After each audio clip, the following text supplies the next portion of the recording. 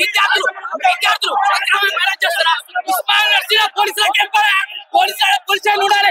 శాంతి భద్రతలు చూస్తారు. మీకేం మరి క్యాంపస్ ఏం పని? తెలంగాణ రాష్ట్రంలో ప్రజాప్రభుత్వాన్ని చెప్పుకున్న రేవంత్ రెడ్డి ఈరోజు విద్యార్థులకు ఉస్మానియాలో శాంతియుతంగా నిరాహార దీక్ష చేస్తుంటే పోలీసులు ఇంత అరాచకం సృష్టించడాన్ని ఏబీపీ తీవ్రంగా ఖండిస్తుంది. ఈ యొక్క యూనివర్సిటీలో పర్మనెంట్ వీసులను పెట్టాలి. దాదాపు 8 ఏళ్ళు గడుస్తున్నా కూడా ఈ యొక్క యూనివర్సిటీలో పర్మనెంట్ వీసులు లేరు. ఈ రోజు ఒకటే చెప్పిన టీచింగ్ నాన్ టీచింగ్ కోసం భర్తీ చేస్తాడు, సెల్ఫ్ ఫైనాన్స్ కోసం రెగ్యులరైజ్ చేస్తాడు, ఫీజు రియంబర్స్మెంట్ రిలీజ్ చేస్తాడు, ఈరోజు కనీసం మెస్ వసతులు కల్పిస్తాడు. ఒకటే అడుగుతున్నాం, తెలంగాణ రాష్ట్రంలో ఉస్మానియా లేదా? ఉస్మానియా మేము లేమా? విద్యార్థుల యొక్క దీక్ష చేస్తుంటే ఈ పోలీసు అన్నారు ప్రజాప్రభుత్వం చెప్పుకున్న రేవంత్ రెడ్డి ఈ యొక్క పోలీసులతో తిరుగుబాటు మా చేపిస్తుండు. ఒకటే డిమాండ్ చేస్తున్నాం, ఈ యొక్క యూనివర్సిటీలకు ఇప్పటికైనా వీసులను నియమించాలి.